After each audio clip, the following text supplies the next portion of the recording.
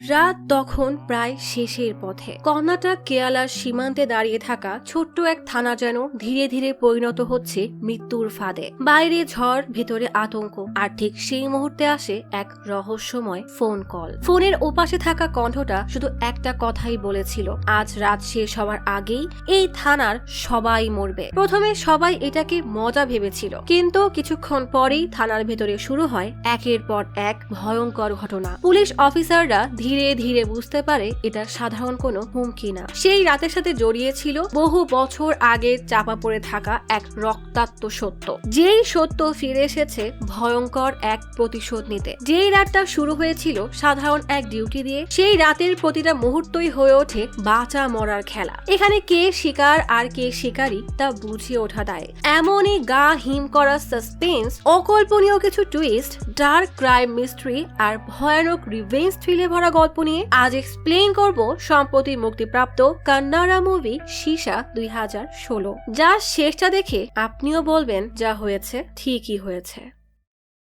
আজ 2016 সালের আগস্ট মাসের 6 তারিখ। তিনটা লোক আর এক মহিলা রক্ত ভেজা বস্তা নিয়ে একটা বাড়ির ভেতরে ঢোকে। বস্তা দিয়ে তখনও টুপ টুপ করে টাটকা রক্ত পড়ছে। ওয়াশরুমে ঢুকে সবাই মিলে রক্ত মাখা চাকু আর রামদা পরিষ্কার করতে থাকে। না জানি এরা কি ভয়ানক কাণ্ড ঘটিয়ে এসেছে। খবরে বলা হয় গত রাতের ঘটনা পুরো কর্ণাটকের পুলিশ ডিপার্টমেন্টকে নাড়িয়ে দিয়েছে। কেউ কখনো কল্পনাও করেনি যে পুলিশের সাথে এমন কিছু হতে পারে। কন্ট্রোল রুম থেকে পুলিশকে তখন জানানো হয় কোনোভাবেই হাসপাতালের খবর যেন বাইরে লিক না হয়। একজন বেশ আহত লোককে আরেকটা লোক কোনো রকমের টেনে থানা থেকে বের করে। অপরদিকে কিছু অল্প বয়স্ক ছেলেরা বস্তা থেকে হকি স্টিক আর লাঠি বের করছে, যেন কোনো মারামারির প্রস্তুতি চলছে। সাধারণ কোনো মানুষকে থানার ত্রিসীমানায় আসার নিষেধাজ্ঞা জারি করা হয়। ফলে সাধারণ মানুষ রেগে পুলিশের ব্যারিকেড ভেঙে ভেতরে ঢোকার চেষ্টা করে। অফিসার তার সিনিয়রকে কল করে জানায় থানার খবর কিভাবে যেন লিক হয়ে গেছে,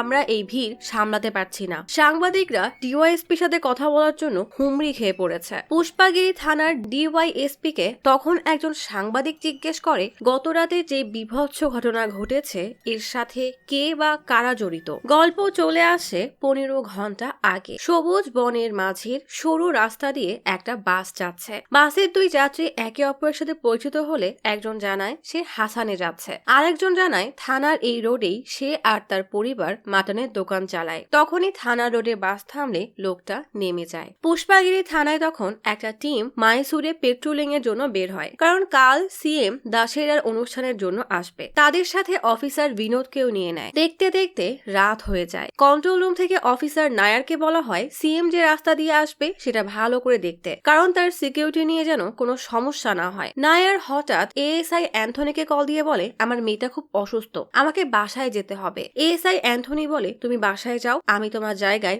অন্য দুজনকে পাঠাচ্ছি। সাথে সাথেই নায়ার বাইক নিয়ে বাসায় চলে যায়। থানায় তখন অফিসার ভারত তার বন্ধুকে মেসেজ দিয়ে বলে এই থানাটা অজপাড়াগায়ে হয়েছে, ডিপার্টমেন্ট থেকে এখানে সকলকেই পানিশমেন্ট ট্রান্সফারে পাঠানো হয়। অ্যান্থনি তখন অফিসার গীতাকে বলে 2 মাস পরেই তোমার প্রমোশন, তুমি খুশি তো? ভারত তখন উপালকে জিজ্ঞেস করে সবসময় তোর মুখ এমন ফুলিয়ে রাখিস কেন? উপাল বলে সবচেয়ে অপছন্দের কাজ যখন পেশা হয় তখন মুখ এমনই রাখতে হয়। অ্যান্থনির কাছে অফিসার অনিশ তখন এক বয়স্ক লোককে নিয়ে এসে বলে এই লোকটা আমাদের জিপের সিট কেটে টায়ার পাংচার করছিল। অ্যান্থনি রেগে বলে একে দেখলে মনে হয় না যে সে এমন কিছু করতে পারে, সময় নষ্ট না করে ওকে জেলে ঢুকাও। রাজু নামের এক কনস্টেবল কেন ঘুষ দিতে আসা লোকদের এফআইআর লেখে না এটা জিজ্ঞেস করতেই রাজু বেশ রেগে যায়। অ্যান্থনি সবার সামনেই তাকে অপমান করে বলে এমন অফিসারকে থানায় কেন রেখেছে কে জানে। আসলে রাজু এদের মধ্যে সব থেকে সৎ অফিসার। এক এলাকায় তখন ফাইটিং শো চলছে, পাশে দাঁড়িয়ে সবাই সেটা আগ্রহ নিয়ে দেখছে। হঠাৎই 2 লোক এসে একজনকে মুখ চেপে পাশের গাড়িতে ওঠায়। তখনই পুলিশের গাড়ি সেখান থেকে গেলে কেউ কিছু টেরই পায় না, কারণ গাড়ির সব গ্লাস বন্ধ। ভেতরে সেই ছেলেটার মুখে কাপড় গুজে গলা কেটে এক মহিলা তাকে নির্মম ভাবে মেরে ফেলে। থানায় পুলিশের জিপ থামতেই একটা লোক কাকুতি মিনতি করে বলতে থাকে দয়া করে আমাকে ছেড়ে দিন, আমি কিছুই করিনি। অনিশকে তখন পুলিশ গ্রুপের সবাই মেয়ের মেয়ের বাবা হওয়ার জন্য অভিনন্দন জানায়। অনিশ আর এক অফিসার মিলে লোকটাকে অ্যান্থনির কাছে আনলে অ্যান্থনি তার কোনো কথা শুনেই না, উল্টা তাকে ইন্টারোগেশন রুমে আটকে রাখতে বলে। লোকটা শুধু এটাই বলছে যে সে কিছুই করেনি, কাজ আর পরিবারের বাইরে সে কোথাও যায়ও না। কে শোনে কার কথা? অ্যান্থনি এসেই লোকটাকে উল্টা ঝুলিয়ে মারতে বলে। লোকটা কাকতি মিনতি করে বলে তার কয়েকদিন আগেই মেরুদণ্ডে অপারেশন হয়েছে, তবুও কেউ তার কথাই শোনে না। তখনই অ্যান্থনির স্ত্রী মেরি কল দিলে অ্যান্থনি বলে আসতে দেরি হবে, তুমি খেয়ে ঘুমিয়ে পড়ো। গীতা বলে স্যার একটু পরেই তো এসআই স্যার আসবে,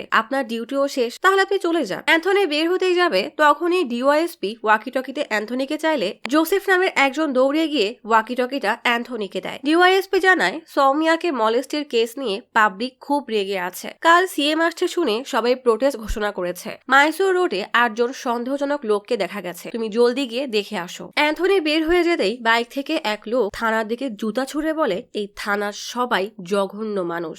আসলে এই এলাকার কেউই এই থানাকে কেন যেন পছন্দ করে না। ঘড়িতে সময় 8:40। এসআই দাস থানায় আসতেই সবাই বেশ আটসাট হয়ে তাকে স্যালুট জানায়, কারণ দাস নিজে যেমন ফিটফাট থাকে তেমন সবাইকেও নিয়ম মতো কাজ করতে বাধ্য করে। অনিশ মেয়ের হওয়ার খুশিতে দাসকে লাড্ডু খাওয়াতে গেলেই সে উল্টা ঝাড়ি দিয়ে তাড়িয়ে দেয়। সৌমিয়া কেসের সাসপেক্ট হিসাবে যে লোককে ইন্টারোগেশন রুমে আটকে রাখা হয়েছে তাকে মারতে লালো আর স্যান্ডি যাচ্ছে দেখে কনস্টেবল রাজুর প্রচন্ড রাগ হয়। লোকটা এভাবে উল্টা ঝুলে ব্যথায় কোকাতে কোকাতে বলে সৌমিয়া আমাদের চোখের সামনেই বড় হয়েছে, ও তো আমার বোনের মতো, আপনারা আমাকে কেন ফাঁসাচ্ছেন? এটা কার কাজ তা তো আপনারা ভালো করেই জানেন। তবুও লালো আর স্যান্ডি তাকে পশুর মতো মারতে থাকে। দাস এসে লোকটাকে নামতে বললে লোকটা দাসের পা ধরে তাকে ছেড়ে দেওয়ার জন্য কাকুতি মিনতি করতে যায়। দাসের আবার ভয়ানক রকমের ওসিডি আছে, তাই লোকটা দাসকে স্পর্শ কেন করলো সেই রাগেই দাস লোকটাকে চেয়ার দিয়ে বাড়ি মেরে চেয়ারটাই ভেঙে ফেলে। নাক মুখ থেকে রক্ত পড়ে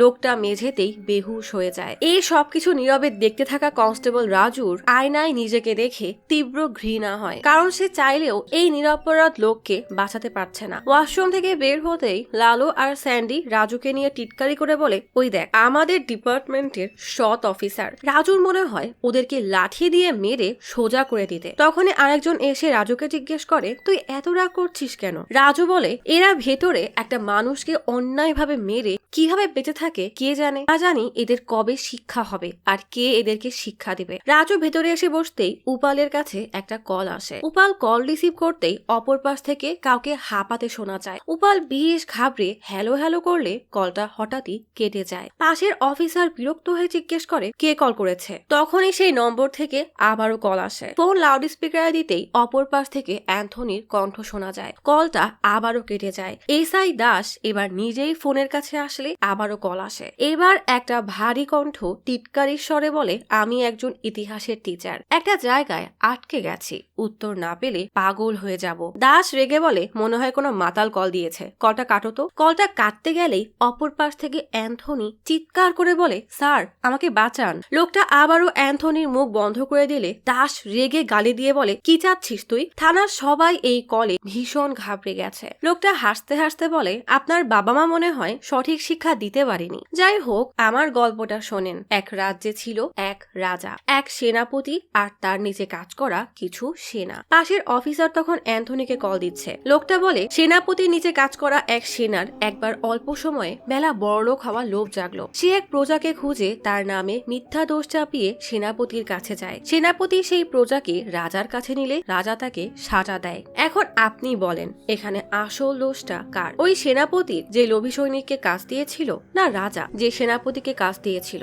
1 ঘন্টার মধ্যেই উত্তর দিতে হবে। দাস রেগে বলে আমি উত্তর না দিলে কি করবে? লোকটা হেসে বলে আমার তো মনে হয় দোষটা সৈনিকের। বলেই হাসতে হাসতে কল কেটে দেয়। ঘড়িতে 10:04 বাজে। থানার সবাই এবার অ্যান্থনি এখন কোথায় সে বিষয়ে কল করে তার জুনিয়র আর পরিবারের সবার কাছে খোঁজ নিতে থাকে। তবে অ্যান্থনির কোনো খোঁজ পাওয়া যায় না। অনিশ সেই নম্বর ট্রেস করে লোকেশন খোঁজার চেষ্টা করছে। গীতা বাবু নামের আরেক অফিসারকে কল করে অ্যান্থনির বাড়ি চেক করতে বলে। রাজু থানার বাইরে এসে কাকে যেন মেসেজ দিয়ে বলে সাবধানে থেকো, কাল সকাল 8টায় দেখা হবে। অনিশ লোকেশন ট্রেস করে বলে ফোনে লোকেশন পাওয়া গেলেও সেটা প্রতি 5 সেকেন্ডে বদলাচ্ছে। দাস এবার অ্যান্থনির নম্বর ট্রেস করতে তার ফোনে লাইভ কল লিস্ট বের করতে বলে। বাবু তখন গীতাকে জানায় সে অ্যান্থনির বাসায় পৌঁছে গেছে, কিন্তু কেউ দরজা খুলছে না। দাস রেগে বলে দরজাটা এখনই ভাঙো। বাবু দরজা ভেঙে ঢুকে ভিডিও কল দিয়ে দেখায় বাড়ির সব এলোমেলো হয়ে পড়ে আছে। দেখে মনে হচ্ছে বাসায় ভয়ানক একটা চুরি হয়েছে, কিন্তু বাড়িতে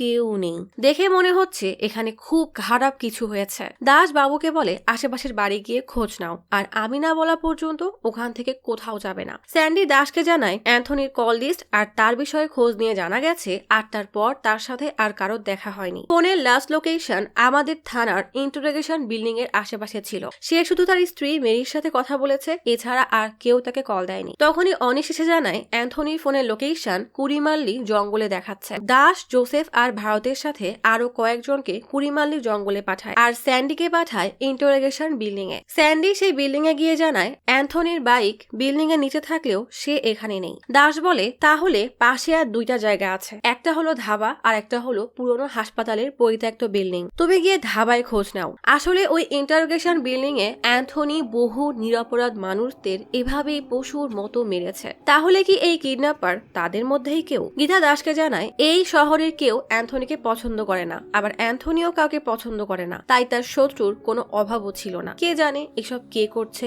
একটু আগে যেই লোকটাকে বেঘরে মারা হচ্ছিল সেই লোকটাকে বের করে জেলে রাখা হয়। লোকটাকে দেখে রাজুর মনে পড়ে যায় এই জেলে কত নিরপরাধ মানুষকে দোষী বানিয়ে বন্দি করা হয়েছে। সে শুধু চুপ করে তাদের আর্তনাদ শুনেছে। তখনই স্যান্ডি ওয়াকিটকিতে জানায় ধাবার ভেতরে গোবিন্দা আর তার গ্যাং বসে আছে, সেখানে অ্যান্থনিকে দেখা যায়নি। দাস বলে আমি আরো 4 জনকে পাঠাচ্ছি, তুমি লুকিয়ে চুপ করে অপেক্ষা করো। লালু, আকবর, আলী আর রাজুকে নিয়ে রেইনকোট পরে বেরিয়ে যায়, কারণ বাইরে তখন জোরে বৃষ্টি হচ্ছে। গীতা দাসকে জানায় গোবিন্দা আগে একজন সামান্য গুন্ডা হলেও বর্তমানে রাজনীতি জয়েন করে পঞ্চায়েতের মেম্বার হয়ে গেছে। অ্যান্থনি স্যার আর গোবিন্দার মাঝে আদিবাসী মেয়ের কেস নিয়ে ঝগড়া হয়েছিল, এরপর থেকেই তাদের সম্পর্ক ভালো না। দেখতে দেখতে ঘড়ির কাঁটা 11টার দিকে যেতে থাকে। অনিশে ধরে আনা সেই বয়স্ক লোক তখন মার খেয়ে বেহুশ হয়ে থাকা ছেলেটাকে পানি পান করায়। জোসেফ ওয়াকিটকিতে জানায় তারা কুড়িমালি জঙ্গলের কাছে প্রায় পৌঁছে গেছে। লালু জানায় তারা গোবিন্দা সহ আরো 4 জনকে পেয়েছে, তবে তারা অ্যান্থনি সম্পর্কে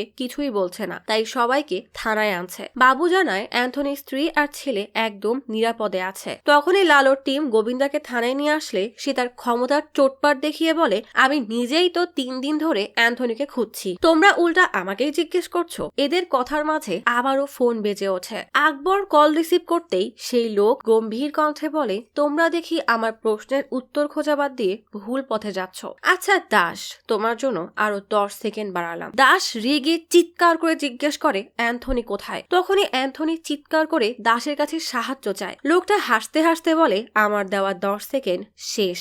সাথে সাথেই ওপাশ থেকে গুলি শব্দ শোনা যায়। সবাই ভয়ে স্তব্ধ হয়ে দাঁড়ায়। তখনই রাজুর ফোন ভাইব্রেট করতে শুরু করলে সে কোনো রকমে দ্রুত কলটা কেটে দেয়। থানার বাইরে তখন 2 জন মালায়ালি বাস স্ট্যান্ডের লোকেশন জানতে আসলে এক অফিসার তাদেরকে বাস স্ট্যান্ড দেখাতে নিয়ে যায়। গোবিন্দা আর তার দলকে জেলে আটকে রাখা হয়। আনিস দ্রুত খুনির নম্বর ট্রেস করতে দেখে লোকেশনটা জঙ্গলের মধ্যে দেখাচ্ছে। সবাই দ্রুত সেই লোকেশনে পৌঁছাতেই দেখে পলিথিনের মধ্যে ফোন বাজছে। পাশেই বস্তার মধ্যে কিছু একটা আছে। লালু বেশ সাহস করে বস্তার মুখটা খুলতেই যা দেখে তাতে উলান গড়গড় করে বমি করে দেয়। দেখা যায় মাথায় গুলি করে অ্যান্থনিকে মারা হয়েছে। তাতে অবশ্য খুনির মন ভরেনি, তাই মাথা কেটে বস্তায় ভরে রেখেছে। ভারত দ্রুত অ্যাম্বুলেন্সকে কল দেয়। দাস এসবে স্তব্ধ হয়ে গেছে। গীতা রেগে বলে পুলিশের সাথে যে এসব করার সাহস করেছে তাকে আমরা এর সাজা দিয়েই ছাড়বো। অ্যান্থনির স্ত্রী আর ছেলে অ্যান্থনির এই বিভৎস অবস্থা দেখে চিৎকার করে কান্না করতে থাকে। কোন রকমে অ্যান্থনির কাটা মাথা অ্যাম্বুলেন্সে তোলা হয়। সিচুয়েশন নিয়ন্ত্রণের বাইরে যাচ্ছে দেখে দাসের প্রচন্ড রাগ হয়, তবুও নিজেকে সামলে ডিওয়াইএসপি কে সব জানায়। ডিওয়াইএসপি হতবাক হয়ে বলে এইসব কি বলছো? 8টার দিকেই তো অ্যান্থনির সাথে আমার কথা হয়েছে। খবর ছড়িয়ে যাওয়ার আগে যেভাবেই পারো ওই খুনিকে ধরো, নয়তো কাল সিএম এর র্যালিতে কোনো সমস্যা হলে আমরা ফেসে যাব। দাস কল কাটতেই ভারত বলে যা হচ্ছে তা দেখে আমার 2 থেকে 3 বছর আগের একটা ঘটনার কথা মনে পড়ছে। রাবার বাগানের মালিক মনি প্রায় এই থানায় আসতো, কারণ সে অ্যান্থনি স্যারের খুব কাছের বন্ধু ছিল। একসময় 2 জন মিলে পার্টনারশিপে চিট ফান্ড কোম্পানি শুরু করে, যার কাজ ছিল মানুষদের থেকে টাকা হাতিয়ে নেওয়া। 2 জন ভালোই টাকা কামাচ্ছিল, কিন্তু হঠাৎই তাদের মাঝে টাকা নিয়ে কোন একটা সমস্যা হয়। আর মনি একদিন প্রচন্ড রেগে থানায় এসে চিৎকার করে অ্যান্থনিকে ডাকে। অ্যান্থনি থানায় না থাকায় তার জুনিয়রকে বলে ওকে বলে দিস আমাকে ধোকা দিয়ে নিজের কবর খুঁড়েছে। মনির বিষয়ে অ্যান্থনি বেশ চিন্তায় ছিল। তখনই এক অফিসার এসে জানায় বিএম রোডে ব্যাংকে ডাকাতি হয়েছে। অ্যান্থনি অ্যান্থনি এবার মনিকে তার পদ থেকে সরাতে ডাকাতি কেসের প্রাইম সাসপেক্ট বানিয়ে দেয়। সাথে সাথেই মনির জেল হয়ে যায়। দাস তখন মনিকে যেই জেলে পাঠানো হয়েছিল সেখানে জেলারকে কল দিয়ে জিজ্ঞেস করে 2011 সালে আমাদের থানা থেকে মনি নামের একজনকে ডাকাতির কেসে জেলে দেওয়া হয়েছিল, সে এখন কোথায় আছে? জেলার জানায় ওই কেসের কারণে মনির পরিবার তাকে ছেড়ে চলে গিয়েছিল। মনি এত ট্রমায় মানসিক ভারসাম্যহীন হয়ে পড়লে তাকে মানসিক হাসপাতালে পাঠানো হয়। এখনো সে সেখানেই আছে। তার মানে মনির সাথে এসবের কোনো সম্পর্ক নেই। দাস এবার মেরির সাথে কথা বলতে আসলে গীতা তাকে কোনো রকমের সান্ত্বনা দিয়ে আজ কি হয়েছে সব বলতে বলে। মেরি জানায় 8টার সময় অ্যান্থনি জানায় সে বাড়ি আসবে, তাই মেরি অপেক্ষা করছিল। হঠাৎ দরজায় ধাক্কানোর আওয়াজ পেয়ে দরজা খুলতেই দেখে মুখোশ পরা একজন এসেছে। কিছু বুঝে ওঠার আগেই লোকটা তার মুখে কাপড় গুজে হাত পা বেঁধে ফেলে রাখে। এরপর বেডরুমের কভার থেকে সব টাকা বের করে নেয়। মেরি কোনো রকমে তার হাতের বাঁধন খুলে লোকটাকে আটকাতে গেলেই তার মুখোশ খুলে যায়। মেরি দেখে লোকটার চুল দাড়ি সব সাদা, লম্বায় 6 ফিট 8 মতো হবে। মনে হচ্ছিল সে মুসলমান। তার ভাষাও মালায়ালি আর কান্নাটা মেশানো ছিল। এমন বিবরণ শুনে লালোর কিছু একটা মনে পড়তেই সে দৌড়ে ক্রিমিনাল রেকর্ড রুমে আসে। ফাইল খুঁজে বিবরণের সাথে মেলে এমন সবার ছবি দেখায়। সব ছবি দেখেই মেরি না বলে দেয়। হঠাৎই জোসেফের কি যেন মনে পড়তেই মোবাইলে কারোর ছবি দেখালে মেরি হতবাক হয়ে বলে, হ্যাঁ এটাই তো সেই লোক। দাস রেগে সবাইকে রেডি হয়ে বের হতে বলে, কিন্তু রাজু যেতে চাইলেও তাকে নেয় না। রাজু অবাক হয়ে জোসেফকে জিজ্ঞেস করে, আমাকে নিল না কেন? জোসেফ তখন চাওয়ালা সেলিমের ছবি দেখিয়ে বলে, আমাদের ইন্টারোগেশন বিল্ডিং এর ওল্ড স্কুলের চাওয়ালাই এসব করেছে। তোমার সাথে তো তার খুব ভালো খাতির, তাই না? এই জন্যই তোমাকে নেয়নি। সবাই সেলিমকে ধরতে তার দোকানের কাছে আসতেই সেলিম জানালার আড়াল থেকে দেখে দ্রুত সব দরজা জানালা বন্ধ করে একটা খাতা থেকে সব কাগজ ছিঁড়ে আগুনে ফেলতে থাকে। ভারত জানালা খুলে তাকে বাইরে আসতে বললেও সেলিম দ্রুত সব কাগজে আগুন ধরিয়ে দেয়। এরপর কেরোসিন ঢেলে আগুন লাগিয়ে দেয়। সবাই চেয়েও তাকে বাঁচাতে পারে না। দাস কোন রকমের দরজা ভেঙে ভিতরে ঢুকতেই সেলিম আগুনের উত্তাপ সহ্য করতে না পেরে দৌড়ে বাইরে এসে মাটিতে পড়ে যায়। বৃষ্টিতে আগুন নিভে গেলেও সেলিম হুঁশ হারিয়ে ফেলে। সবার হতাশ হয়ে তাকিয়ে থাকা ছাড়া আর কিছুই করার থাকে না। ভিতরে সব প্রমাণও ততক্ষণে পুড়ে ছাই হয়ে গেছে। থানায় ফিরে দাস ডিওএসপি কে জানিয়ে দেয় তারা অ্যান্থনির খুনিকে ধরতে গিয়েছিল।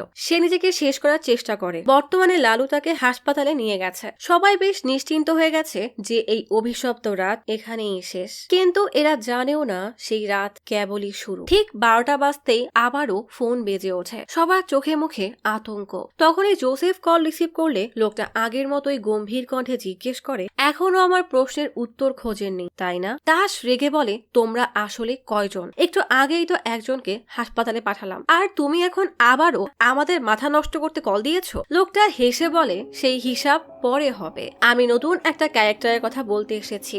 আগে যে রাজার রাজ্যের গল্প বলেছিলাম সেখানে আরো একটা সৈন্য লোভী হয়ে গিয়েছিল। সেও সেই একই দিনে সাধারণ এক প্রজাকে তার স্বার্থ সিদ্ধির জন্য ব্যবহার করে। এখন বলেন তো এখানে দোষটা কার? ওই সৈন্যের নাকি সেনাপতির? আগের মতোই 1 ঘন্টা সময় দিলাম। সবাই বুঝে যায় এবারও তাদের মাঝের একজনকে মেরে ফেলা হবে। তখনই রাজু আচমকা দৌড়ে এসে বলে, ওয়াশরুমের বাইরে গীতা ম্যাডামের ফোন পেয়েছি, তাকে পাওয়া যাচ্ছে না। সবাই এবার প্রচন্ড রেগে যার যার গান নিয়ে গীতাকে খুঁজতে বের হয়। দাস আয়নার সামনে দাঁড়িয়ে ভাবতে থাকে, গল্পের সেই সেনাপতি কি তাহলে সে নিজেই? এভাবেই বসে থেকে কোনো লাভ হবে না। তাই সবাই এবার রেকর্ড রুমে সব কেসের ফাইল খুঁজতে থাকে। ভারত নায়ার মানে গল্পের প্রথমে যে অফিসার মেয়ের অসুস্থতার কথা বলে বাড়ি চলে গিয়েছিল, তাকে কল দিয়ে বলে কেউ একজন আমাদের থানার অফিসারদেরকে টার্গেট করে মেরে ফেলছে, তাই সবাইকে এখন একসাথে থাকতে হবে। তুমি এখনই থানায় আসো। দাস তখন লালুকে কল দিয়ে বলে, হাসপাতালের যেখানে সবচেয়ে বেশি ভিড় আছে এমন জায়গায় থাকো, কোনোভাবেই একা থাকবে না। আমি তোমাকে থানায় আনার চেষ্টা করছি। জোসেফ তখন জানায় সেলিমের ছেলে আশরাফকে 2011 সালে গ্রেফতার করা হয়। আশরাফ নাম করা ক্রিকেটার ছিল। সে তার খেলার জন্য বাঙ্গালোর, মাইসোর আর মাদিকেরিতে বেশ জনপ্রিয় ছিল। এমনকি তাকে নাম করা রানাজি টিমের জন্য বাছাই করা হয়েছিল। রাজুর মনে পড়ে সেদিনের কথা, যেদিন আশরাফ রানাজির টিমে সিলেক্ট হয়ে তাকে জানাতে এসেছিল। অ্যান্থনি আর গীতা সেই বছরই আশরাফকে মার্ডার কেসের 2 নম্বর সাসপেক্ট হিসেবে নাম লেখায়। সেই কেসে নাম ওঠার কারণে তার পুরো ক্যারিয়ার ধ্বংস হয়ে যায়। ছেলেটার বয়স কম ছিল, তাই এসব চিন্তায় সে ডিপ্রেশনে চলে যায় আর কয়েকদিন পরই নিজেকে শেষ করে দেয়। আশরাফ পুলিশের কারণে মারা গেছে সেলিম এমনটাই মনে করত। সেদিনের পর থেকে তার রাগ দিন দিন বাড়তে থাকে। আশরাফের দোকানে তখন এই থানায় যেই ভিকটিমের সাথে অন্যায় হয়েছিল তাদের পরিবার জড়ো হতে শুরু করে। গল্প চলে আসে অতীতে। গীতা তখন ছিল সৎ অফিসার, তবে প্রতিবারই সে আসল ক্রিমিনালকে ধরলে তারা টাকা দিয়ে ছাড়া পেয়ে যেত, ফলে বিচারক আর সিনিয়ররা তার উপরই রাগ করত। এরপর গীতা ভাবে সে এমন ভাবে কেস সাজাবে যেন আসামি কোনো ফাঁক ফোকর না পায়। তাই সে ওই মার্ডার কেসের আসল ভিকটিমকে না পেয়ে টার্গেট করে সহজ সরল আশরাফকে। আশরাফকে গ্রেফতার করার পর সে বারবার কাকতি মিনতি করে বলেছিল, আমাকে ছেড়ে দিন, আমি নির্দোষ, কাল আমার জীবনের সবচেয়ে বড় ক্রিকেট ম্যাচ আছে। গীতা তখন তার স্বার্থে এতটাই অন্ধ ছিল যে তার জুনিয়রকে দিয়ে আশরাফের মোবাইল ক্রাইম স্পটে ফেলে সেটাকে আসল প্রমাণ বানিয়ে আশরাফকে খুনি প্রমাণ করে, আর এভাবেই নিজের স্বার্থের জন্য আশরাফের মতো একটা নিরীহ ছেলের জীবন নষ্ট করে দেয়। গল্প চলে আসে বর্তমানে। একটা লোকের গল্পে সব অফিসাররা একটা জায়গায় আসে। সেটা জানায় সে একজন ট্যাক্সি ড্রাইভার 4-5 জনকে পুরনো হাসপাতালের ওখানে কিছু একটা করতে দেখেছে। তার সন্দেহ হলে পুলিশকে কল দেয়। সবাই এবার সেই লোকটাকে নিয়েই নিচে পরিত্যক্ত হাসপাতালে নামলে দেখে একটু সামনেই পুলিশের বুট পড়ে আছে। আরো কিছুটা এগোলে অ্যান্থনির হাতের ঘড়ি আর বেল্ট পাওয়া যায়। দেওয়ালে বেশ খানিকটা রক্ত, তার মানে খুনিরা অ্যান্থনিকে এখানেই এনে মেরেছে। ভারত আফসোস করে বলে, তখন আমরা ধাবায় না গিয়ে এই হাসপাতালে আসলে হয়তো অ্যান্থনি স্যার এখন জীবিত থাকতো। যাই হোক, ক্রাইম সিন দেখা শেষে সবাই এবার থানার পথে রওনা দেয়। একটা টার্ন পার হওয়ার সময় ছোট মাইক্রোতে থাকা 2 জন পুলিশের গাড়ি দেখে বেশ ভড়কে যায়। পুলিশের গাড়ি ক্রস করে চলে যেতেই তারা যেন হাফ ছেড়ে বাঁচে। তবে দাসের গাড়ি একটু এগোতেই দেখে রাস্তার উপরে একটা বস্তার পুটলি পড়ে আছে। একজন বেশ সাহস করে সেটা খুললেই দেখা যায় গীতার কাটা মাথা। বিভৎস এই দৃশ্য দেখে কেউ কিছু বলার ভাষাই হারিয়ে ফেলে। দ্রুত অ্যাম্বুলেন্স ডেকে কাটা মাথাটা মর্গে পাঠানো হয়। ধীরে ধীরে দাস যেন নিজের উপরেই নিয়ন্ত্রণ হারিয়ে ফেলছে। তার এক অফিসারের এমন বিভৎস মৃত্যু সে কোনোভাবেই মানতে পারছে না। যেই ট্যাক্সি ড্রাইভার তাদেরকে কল করেছিল তাকেও এবার জেলে ভরা হয়। তখনই অনিশ দাসকে জানায় সেলিম 2 বছর ধরে কোনো ফোন ব্যবহার করে না, তাই তার কোনো তথ্য পাওয়া যাচ্ছে না। দাস জোসেফকে বলে, অ্যান্থনি আর গীতা যত কেস তদন্ত করেছে সেগুলোর ফাইল খুঁজে বের করো বলেই চিন্তায় পায়চারি শুরু করে দেয়। উপাল টেলিফোন দেখে বলে, সব নষ্টের মূল এই ফোনটা, এটা আমার জন্য অ্যানাকোন্ডা, যদি এই লাইনটাই কেটে দিই তাহলে সব সমস্যা সমাধান হয়ে যাবে। লকআপে থাকা গোবিন্দ টিটকারি করে বলে, এতদিন এরা বাইরের মানুষকে ভয় দেখাতো, আর আজ তাদেরকেই বাইরের মানুষ ভয়ে কাবু করে রেখেছে। দাস এসবে পাত্তা না দিয়ে কয়েকটা ক্রিমিনালের কথা মনে করে। এরপর নোটিশ বোর্ডের সামনে গিয়ে দাঁড়িয়ে কিছু মনে করার চেষ্টা করে। গল্প চলে আসে অতীতে। গভীর রাতে জঙ্গলের মধ্যে 4 জন আসামিকে চোখ বেঁধে নিয়ে যাওয়ার সময় গীতা বলে, এদের মৃত্যু একটা উদাহরণ হয়ে থাকবে, যেখানে অ্যান্থনি, গীতা, লালো আর দাসও ছিল। দাস আদেশ দেয় এদের লিডারকে চোখ খুলে সাইডে সরাতে, যেন সে তার সঙ্গীদের মৃত্যু নিজ চোখে দেখতে পারে। কারণ সুরির জন্য আদিবাসীরা বেশি সাহসী হয়ে উঠেছে। অ্যান্থনি সুরিকে সাইডে নিয়ে যায়। গীতা আর অ্যান্থনি একে একে সুরির সঙ্গীদেরকে নির্মম ভাবে গুলি করে মারে। সুরি আকুতি মিনতি করে বলে, আমাদেরকে ছেড়ে দিন, কিন্তু এদের মনে বিন্দুমাত্র মায়া নেই। সবাইকে মেরে ফেললে সুরি জোরে চিৎকার করে কান্না করতে থাকে। সুরিকে মারার সময় অ্যান্থনি বলে, ওকে পেছন থেকে না বরং সামনে থেকে গুলি করে মারবো, কারণ ও আমাদেরকে অনেক ঘুরিয়েছে। দাস রাজি হতেই অ্যান্থনির সামনে এসে যেই না গুলি করতে যাবে অমনি সুরি মাথা দিয়ে ধাক্কা মেরে বন্দুক ফেলে পালিয়ে যায়। অ্যান্থনিরা তাকে অনেক খুঁজলেও পায় না। গল্প চলে আসে বর্তমানে। দাস মনে করে সেই সুরি হয়তো তাদেরকে এমন নাকানে চুবানি খাওয়াচ্ছে। রাজুকে ডেকে জিজ্ঞেস করে 8 মাস আগে সুরি নামের একজনকে এনকাউন্টার করতে গিয়ে পালিয়েছিল, তার কথা মনে আছে? তার রিপোর্ট তো তুমিই করেছিলে, সে বিষয়ে কি কোনো আপডেট আছে? রাজু বলে, না স্যার, কোনো আপডেট পাইনি, এখনো ওকে খোঁজা হচ্ছে। কয়েকদিন আগেই এক অ্যাক্সিডেন্টে ওর স্ত্রী আর বাচ্চা মারা গেছে। কিছুক্ষণ পর সরকারি হাসপাতাল থেকে কল করে ডক্টর দিব্যা জানায় কেউ একজন হাসপাতালের ইলেকট্রিসিটি কাট করে দিয়ে হাসপাতালে প্রবেশ করেছে। আমাদের খুব ভয় করছে, আপনারা তাড়াতাড়ি আসেন। দাস বলে, মেইন দরজা বন্ধ করবেন না, সব ওয়ার্ড বন্ধ করে দিন আর সবাইকে সেখানে শিফট করে দিন। আর যদি কোনো বিপদ হয় তাহলে নিজের সুরক্ষার জন্য যেন সব করতে পারেন। তখনই ইলেকট্রিসিটি চলে আসলে দাস বলে, চেক করেন যে কারো কিছু হয়েছে কিনা। কল কেটে দাস লালু আর রিজার্ভ পুলিশ মধুকে কল দিতে বলে। অনিশের কাছে গিয়ে বলে, লালুর ফোন ট্রেস করো। লোকেশন ট্রেস করে দেখে লালু থানার দিকেই আসছে। দাস সবাইকে বন্দুক রেডি করে রাখতে বলে। লালুর সাথে করে কয়েকজন পুলিশকে নিয়ে এসে জিজ্ঞেস করে, এসব কি হচ্ছে? দাস জানায়, কোনো গ্রুপ কিংবা আদিবাসীরা আমাদেরকে টার্গেট করছে, তোমাকে মারার জন্য তারা হাসপাতালেও গিয়েছিল। তাদের মনে পড়ে যায় কয়েক বছর আগে কাভিয়া নামের এক মেয়ের মৃত্যুতে ন্যায় বিচার চেয়ে অনেক আন্দোলন হয়েছিল। আন্দোলনে বাধা দেওয়ার জন্য সব জায়গায় পুলিশকে ধিক্কার দেওয়া হতো। দাস বৃষ্টির মধ্যে নিজেদের রক্ষার জন্য ব্যারিকেড দিয়ে থানার সামনে সমস্ত রাস্তা বন্ধ করে দেয়। শান্তিপূর্ণ আন্দোলনে পুলিশের এমন বাধা দেওয়ার কারণে সবাই তখন পুলিশের উপরে ভীষণ রেগে যায়। জোসেফ জানায় 2011 থেকে অ্যান্থনি এবং গীতা মোট 55টা কেসে একসাথে কাজ করেছে। দাস জিজ্ঞেস করে 2013 এর ফেব্রুয়ারি থেকে আজ পর্যন্ত কতগুলো কেস আছে, সেগুলো আলাদা করে তার বিস্তারিত কালেক্ট করো। দাস হঠাৎ লক্ষ্য করে রাজু ফোনে কাউকে মেসেজ দিয়ে পকেটে ফোনটা রাখছে। এই মুহূর্তে কাউকে মেসেজ করতে দেখে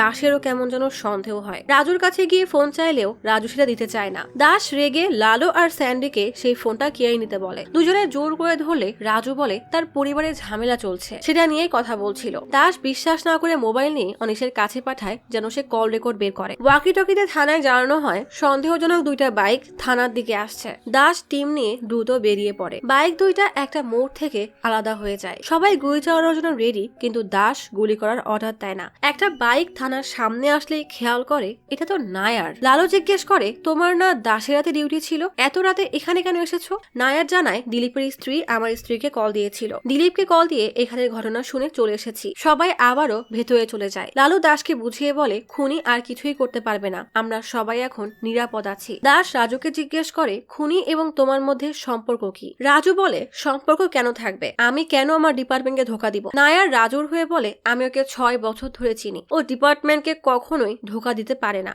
লালু প্রচন্ড রেগে বলে তুমি মাঝখান দিয়ে এসে অর্ধেক কথা না জেনেই ওর সাফাই গাবে না। কিছুক্ষণ পর আবারও কল আসলে লালু চেক করে দেখে সবাই থানায় আছে কিনা। দাস কল রিসিভ করলেই লোকটা আবারও গম্ভীর কণ্ঠে বলে গল্পে এবার একটু পরিবর্তন এসেছে। সেনাপতি বুদ্ধি খাটিয়ে তার তৃতীয় সৈনিককে আপাতত বাঁচিয়ে নিয়েছে, তাই সেনাপতিকে বাহবা দিতেই হবে। দাস বলে তোকে খুব দ্রুতই ধরে ফেলবো, তারপর পুরো ডিপার্টমেন্টকে তোর লাশের সামনে দাঁড়িয়ে হাততালি দেওয়াবো। লোকটা অট্টহাসি দিয়ে বলে স্বপ্ন দেখা খারাপ না, এখন তাহলে আসল গল্পে আসি। তোমাকে এখন আমি 4 নাম্বার সৈনিকের গল্প বলবো। সৈনিকের জীবনে একটা দুর্ঘটনা ঘটে। সেই ঘটনার পর সে নারী বিদ্বেষী হয়ে যায়। কোনো নারী যদি সামান্য ছোটখাটো ভুল করে সৈনিক সেটাকে বড় করে দেখতো। সে সত্যকে মিথ্যা আর মিথ্যাকে সত্য বানায়, আর সে কখনোই কারোর খুশি সহ্য করতে পারে না। এখন বলো তো সে কে? তোমাকে 1 ঘন্টা সময় দিলে ইনভেস্টিগেশনের সময় নষ্ট করবে, তাই খেলা একটু টুইস্ট আছে। তোমাকে আমি এখন 10 সেকেন্ড সময় দিচ্ছি। বলেই 10 থেকে উল্টা কাউন্টডাউন শুরু করে। কি করবে চিন্তা করতে করতে নায়ার দাসের দিকে বন্দুক তাক করে আর বাকিরা নায়ারের উপর। কিন্তু নায়ার কেন এমন করলো সেটা হয়তো আমরা পরেই জানতে পারবো। লালু আর দাস দুজনেই বন্দুক নামাতে বলে, কিন্তু ফোনের মধ্যে থেকে খুনি উস্কানি দিয়ে বলে ওরা তোমাকে ভুল বোঝাচ্ছে, তুমি গুলি করো। লালু কল কাটতে গেলে আচমকা গুলির শব্দ হয়। এক পুলিশ দাসকে বাঁচাতে নায়ারকে গুলি করেছে। খুনি এমন পরিস্থিতি বানিয়েছে যে পুলিশরা এখন নিজেরাই লড়াই শুরু করে দিয়েছে। দাস নায়ারকে গুলি করা পুলিশকে বলে তোমাকে সিকিউরিটির জন্য নিয়ে এসেছি, পুলিশকে মারার জন্য না। অফিসারটা বলে আমি আর 1 সেকেন্ড দেরি করলে ও আপনাকে মেরে ফেলতো। এদিকে উপাল টেনশনে সবাইকে সৈন্য ভাবা শুরু করে দেয়। নিজেকেও সৈনিকের ড্রেসে অনুমান করে সেটা খোলার জন্য ছটফট করতে থাকে। আকবর এসে জিজ্ঞেস করে কি হয়েছে?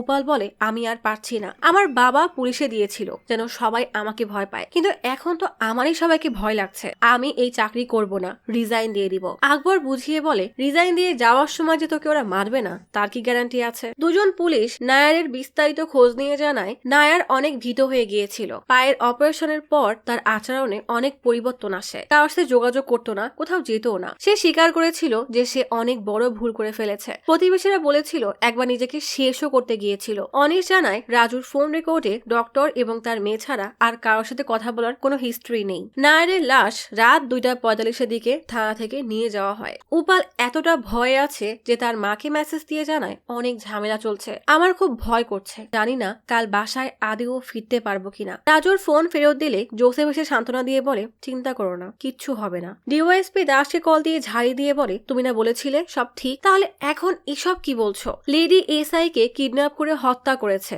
আর এক কনস্টেবল থানাতেই মারা গেল। এত কিছু হয়ে যাওয়ার পর তুমি আমাদেরকে বলছো? দাস বলে, আমাকে একটু সময় দেন, আমি ওকে খুঁজে বের করব। ডিওয়াইএসপি বলে, তুমি তাকে গ্রেফতার করতে করতে আমার চাকরিটাই চলে যাবে, আমি এখনই এসপি কে জানাচ্ছি। দাস প্রচুর রেগে জোসেফের কাছে গেলেই জোসেফ জানায় 2013 পরে অ্যান্থনি আর গীতা মোট 25টা কেসে একসাথে কাজ করেছে। দাস এবার 2013 থেকে 16 পর্যন্ত নারী সম্পর্কিত যত কেস আছে সেগুলো আলাদা করতে বলে। খুঁজতে খুঁজতে জোসেফের কলোনির কেস নিত্যার কথা মনে পড়ে যায়। একবার নিত্যা নামের এক মেয়েকে ভয় দেখিয়ে ক্রিমিনালের ড্রেস পরিয়ে ক্রাইম সিনে পাওয়া সমস্ত অস্ত্র তার হাতে দিয়ে হাতের ছাপ নিয়ে স্যাম্পল ব্যাগে রাখা হয় যেন সেগুলো টেস্ট করলেই নিত্যার ফিঙ্গারপ্রিন্ট পাওয়া যায়। আর এক কেসে অ্যান্থনি এবং গীতা নায়ারকে দিয়ে এক ডক্টরকে কল দেয় এটা জানার জন্য যে যদি কোনো মেয়ে ড্রাগ নিয়ে নিজেকে শেষ করে দেয় এটা প্রমাণ করতে হলে কি কি দরকার হবে।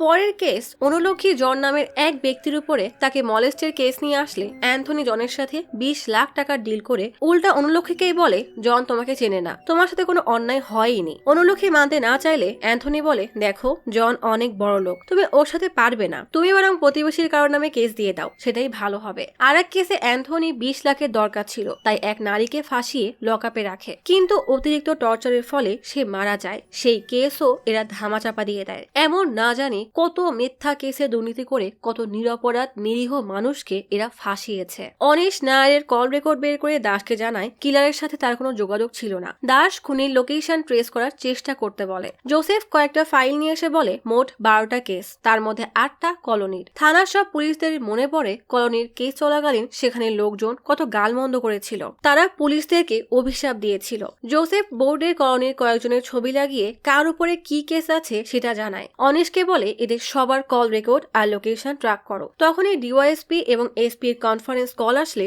সবাই এক জায়গায় জড়ো হয়। এসপি দাসকে ঝাড়ি দিয়ে বলে, তুমি কি এটাকে নিজের বাবার সম্পত্তি পেয়েছো? প্রথম দিকে কেন আমাদের জানাওনি? আগেও তোমার নামে অনেক অভিযোগ এসেছে, তুমি আমাদের লোক বলে ওয়ার্নিং দিয়ে ছেড়ে দিয়েছি, কিন্তু আজ তুমি থানাকে এই পর্যায়ে নিয়ে গিয়েছো। এসপি ডিওয়াইএসপি কে বলে, এই ঘটনা মিডিয়ায় লিক হলে কাল সিএম এর প্রোগ্রামে ব্যাঘাত ঘটবে আর আমরা সবাই ঝামেলায় পড়ে যাব। তুমি এখনই পুষ্পাগিরি যাও, যত ফোর্স লাগিয়ে নিতে পারো। ডিওয়াইএসপি সবার উদ্দেশ্যে জিজ্ঞেস করে, ওই থানায় অনেক ভুল হয়েছে যার জন্য আমাদের 3 জন অফিসার মারা গেছে, এখন থেকে আর কেউ কোনো মিথ্যা বলবে না, যা সত্য সব আমাকে জানাও। মোহাম্মদ আর জোসেফ বলে, কেউ ব্ল্যাকমেইল করেনি, তেমন কোনো ঘটনা ঘটেইনি। এরই মধ্যে খুনি কল দিলে ডিওয়াইএসপি এবার তার সাথেই কল কানেক্ট করতে বলে। এবার দাসের জায়গায় ডিওয়াইএসপি নিজেই কথা বলে। খুনি বলে, ভালোই হলো যে আপনিও এসেছেন, ওই বলদ দাসের সাথে কথা বলতে বলতে বোরিং লাগছিল। একটা কথা বলেন তো, আপনারা সবাই কি ঘুষ দিয়ে পুলিশে জয়েন করেছিলেন? আমার কথা কেউ বোঝে না কেন? ডিওয়াইএসপি বলে, ফালতু কথা বাদ দিয়ে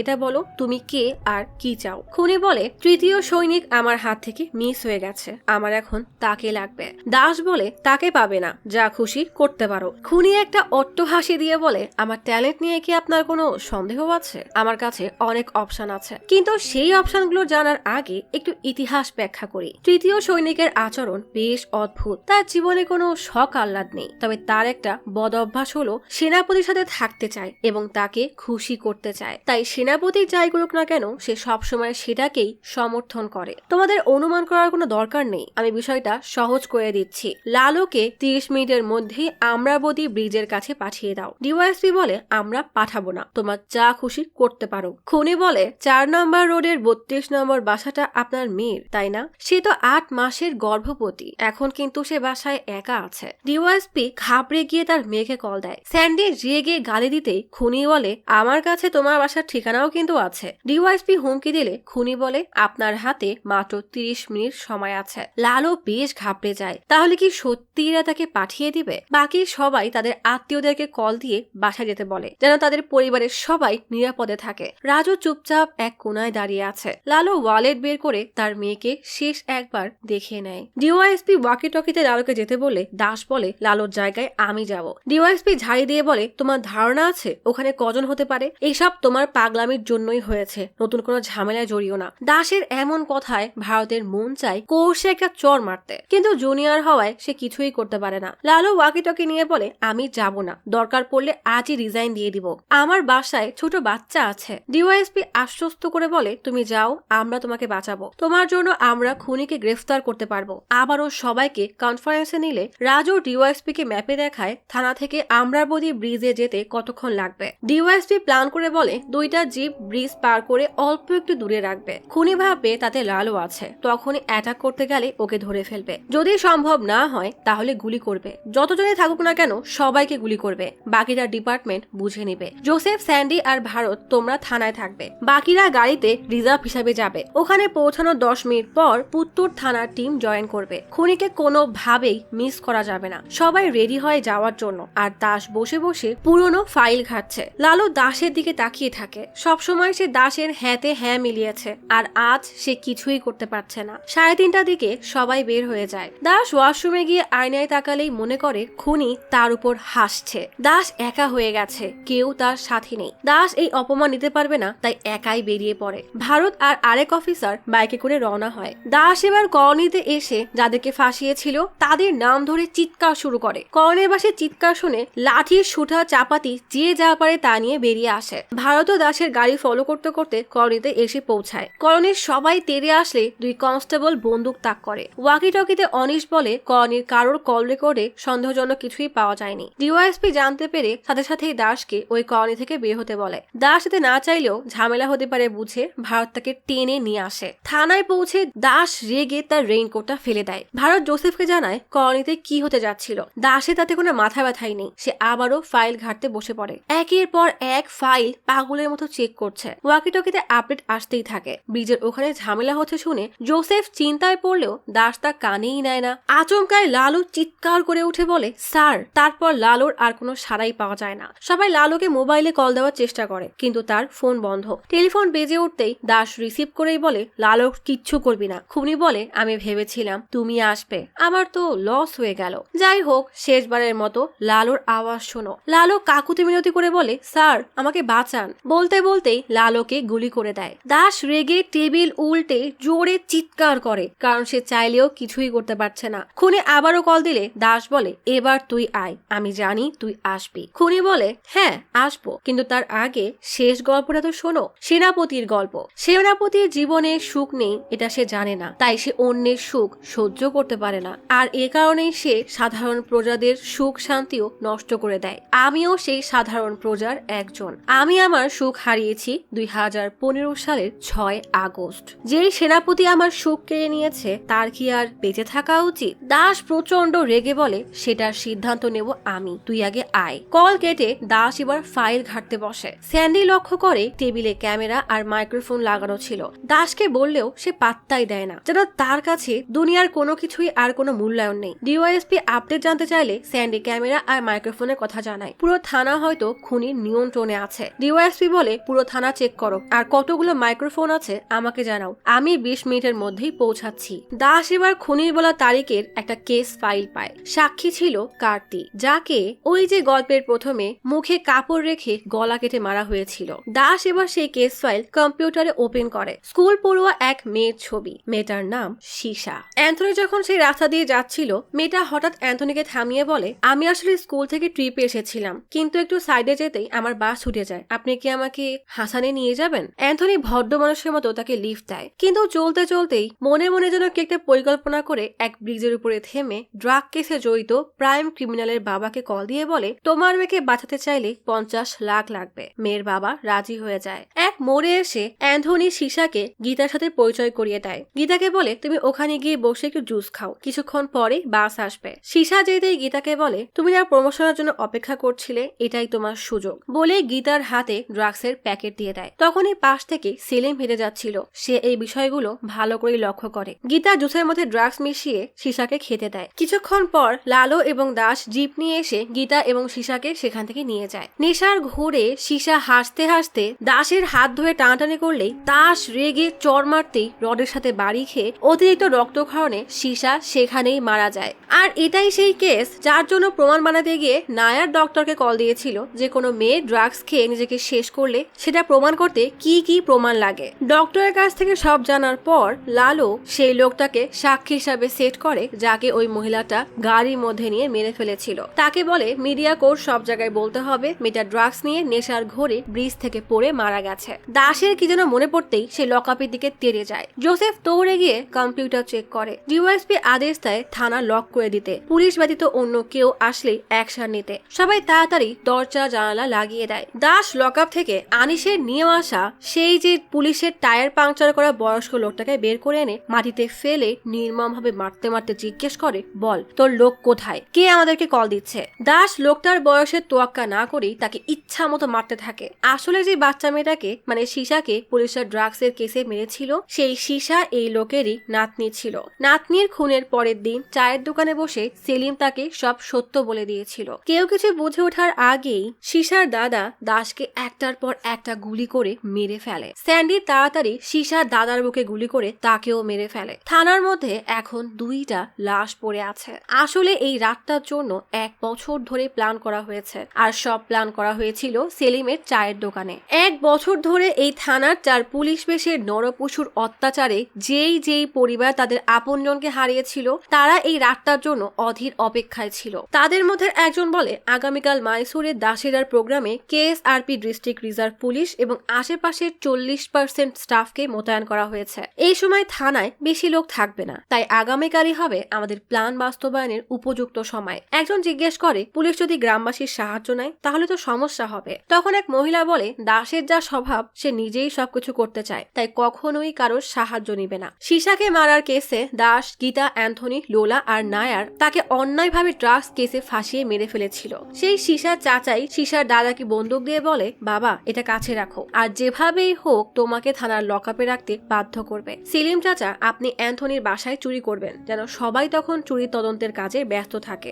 আমরা 5 জন নায়ার আর বাকি অফিসারদেরকে সামলাবো। সীসার দাদা বলে, আমাদের কারোর কিছু হলে কোনো সমস্যা নেই, কিন্তু যারা আমাদের সীসার সাথে অন্যায় করেছে তাদের যে কোনো মূল্যেই মরতেই হবে। ঘড়িতে সময় এখন সকাল 8টা। বিভৎস অন্ধকারে ঢাকা এক রাত পার করার পর গ্রামবাসী, ডিওয়াইএসপি আর এসপি পুষ্পাগিরি থানায় এসে পৌঁছালে মিডিয়া জিজ্ঞেস করে, গতরাতে এই থানায় কি হয়েছিল যে এতগুলো অফিসার মারা গেল। ডিওয়াইএসপি গল্পের মোড় পুরোটাই ঘুরিয়ে বলে, এই মৃত্যুগুলোতে কোনো সংগঠন কিংবা মানুষের হাত নেই। এই 5 জন অফিসারের উপরে বন্যপ্রাণী অতর্কিত হামলা করলে তারা মারা যায়। তাদের বন্দুক পাশেই পড়েছিল। আমরা তদন্ত করেই বাকিরা জানাতে পারবো। আর তাদের পরিবার সম্পর্কে সিএম এবং হোম মিনিস্টারের সাথে আলোচনা করেছি। আমাদের ডিপার্টমেন্ট এবং সরকার তাদের পরিবারের পাশে সব সময় থাকবে। সাংবাদিক জিজ্ঞেস করে, সিএম প্রোগ্রামের সাথে এই মৃত্যুর কোনো যোগসূত্র আছে? এসপি জানায়, না, কোনো কানেকশন নেই। এটা নিতান্তই অনাকাঙ্ক্ষিত একটা ঘটনা ছিল। সিএম এর ইভেন্ট মাইসুরে হচ্ছে আর এইসব হয়েছে পুষ্পাগিরিতে, তাই কোনো সম্পর্ক নেই বলেই ব্রিফিং শেষ করে দেয়। এক বাস স্ট্যান্ডে বসে অনিশ ফোনে কাউকে বলে, মনে পড়ে যখন সীসার জ্বর হতো আমরা সারা রাত অস্থির হয়ে জেগে থাকতাম। সেই ছিল আমাদের একমাত্র শান্তি, আমাদের চোখের মণি। সীসা যে আজ বেঁচে নেই এটা মেনে নেওয়াটাও অনেক কষ্টের। যাই হোক, তেমন কোনো সমস্যা হয়নি। ডিপার্টমেন্ট কেসকে অন্য মোড় দিয়েছে, কিন্তু আঙ্কেল আর সেলিমকে আমরা বাঁচাতে পারিনি। যখন কোনো সিদ্ধান্ত নেই সেটা করার জন্য আমরা সব করতে রাজি থাকি। লোকটা বলে, আমি হাসানে পৌঁছেই তোমাকে কল দিব। বাসের পেছনের সিটে বসে থাকা সীসার বাবা তখন হোটেলে জিনিসপত্র রাখে। তার মানে এটাই সেই লোক যে গল্পের প্রথমেই সীসার দাদার সাথে ওই বাসে ছিল। লোকটা হাসানপুরের জন্য 5টা টিকিট কাটে, অর্থাৎ এই বাসে তার সাথেই 5 জন আছে, যাদেরকে আমরা গল্পের প্রথমে রক্তমাখা চাকু ধুতে দেখেছি। পুষ্পাগিরি থেকে ফেরার সময় এসপি ডিওয়াইএসপি কে জিজ্ঞেস করে, ওরা যদি শুধু বদলা নেওয়ার প্ল্যানই করেছিল তাহলে সব পুলিশকে এক রাতেই কেন টার্গেট করলো? তারা তো অন্য কোনো ভাবেও প্রতিশোধটা নিতে পারত। ডিওয়াইএসপি বলে, ওরা শুধু বদলা নেওয়ার জন্য নয়, বরং পুরো ডিপার্টমেন্টকে একটা সতর্ক বার্তা দিয়েছে। দেখা যায় সীসার বাবা লিখছে, এই সমাজে আসলে পুলিশদের কেন দরকার? কারণ সমাজে ভালো মানুষের সাথে সাথে অনেক খারাপ মানুষও আছে। পুলিশের কাজ খারাপ মানুষকে ধরে শাস্তি দেওয়া, কিন্তু সেই পুলিশই যদি দুর্নীতি করে, উল্টা খারাপ মানুষ থেকে টাকা নিয়ে ভালো মানুষদেরকে ফাঁসায়, তখন আমাদের কাছে আর কোনো রাস্তা খোলা থাকে না। সমাজে সবকিছুরই বিকল্প একটা অপশন আছে। সরকারি বাস না পেলে প্রাইভেট বাস আছে, সরকারি স্কুলের পরিবর্তে প্রাইভেট স্কুল আছে, সরকারি হাসপাতালের পরিবর্তে প্রাইভেট হাসপাতাল আছে, কিন্তু পুলিশের কোনো বিকল্প নেই। তাই সব পুলিশ অফিসারের উচিত সৎভাবে কাজ করা। আর যখনই এমন অবিচার হতে দেখবো, আমরা আমাদের মতো করে ন্যায় বিচার করব। ফটো ফ্রেমে থাকা এরাই হলো সীসার সেই পরিবার যাদের থেকে সীসাকে অন্যায়ভাবে কেড়ে নেওয়া হয়েছিল। তবে তারাও মাসুম সীসার সাথে অন্যায়ের বদলা নিয়ে নিয়েছে। আজ হয়তো সীসার আত্মাও পেয়েছে বহু কাঙ্ক্ষিত ন্যায় বিচার, যেটা পাওয়া সৌভাগ্য হয়তো আমাদের অনেকেরই হয়নি বা হবেও না, যেমনটা হয়নি রামিসা, আসিয়ার মতো মাসুম বাচ্চাদের।